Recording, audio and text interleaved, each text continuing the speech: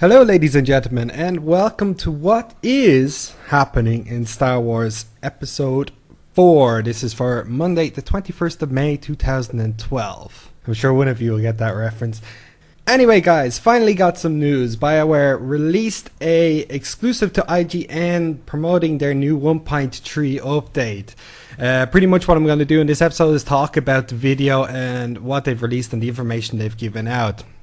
It's quite interesting. I'm going to be playing it in the background. I'll put a link to the full trailer in the description below so you guys can check it out, and probably if you want to come back and then you can probably hear some of the thoughts on it. The first point that we'll jump into there is immediately they turned around and are starting to go on about the looking for group tool. And you know, the first thing I immediately picked up from that was that it's not going to be cross server. Oh, what are they thinking? I cannot get my head around this. It was a case of they turn around and they say that they want to keep the community as it is and don't want to affect that, so they're not bringing in cross-server platforming for the looking for group tool. They said what it is designed to do is reduce waiting times down from an hour to just a few minutes. Yeah, I'm sure that'll work out very well.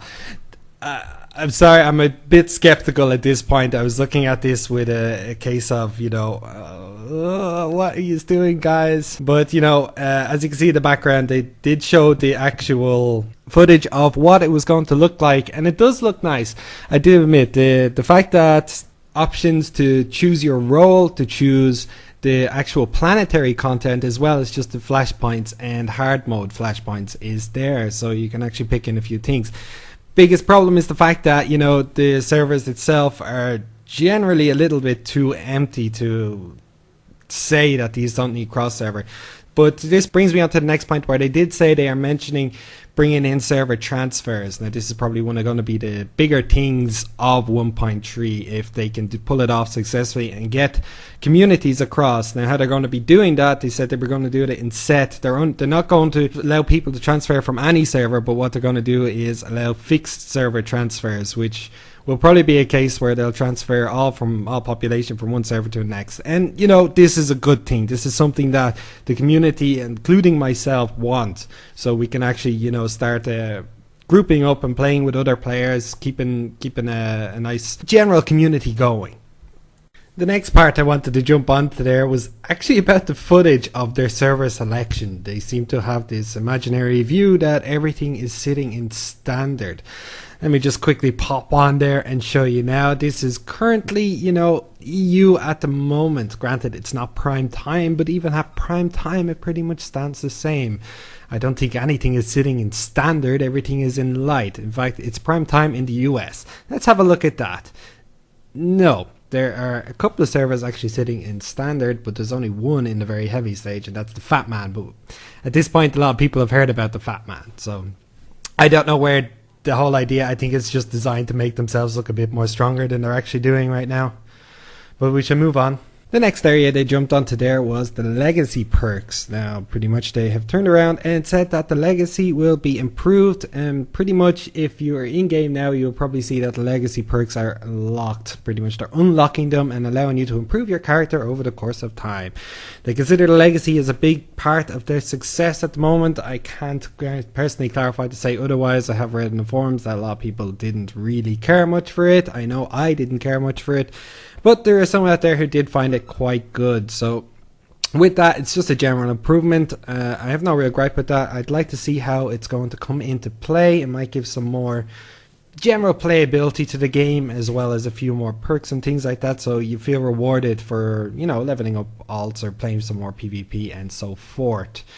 The next area they did move on to was, again, augments. They seem to have a big thing about the augments at the moment. I'm unsure about this in general.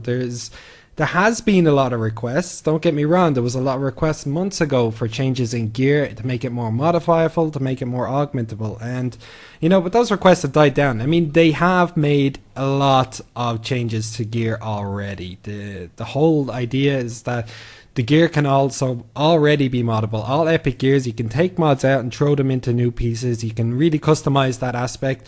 Bringing in the additional augments is a great idea, but you know, I don't think it's such a big deal that they are making out of it personally. But that being said, you still have to let me go.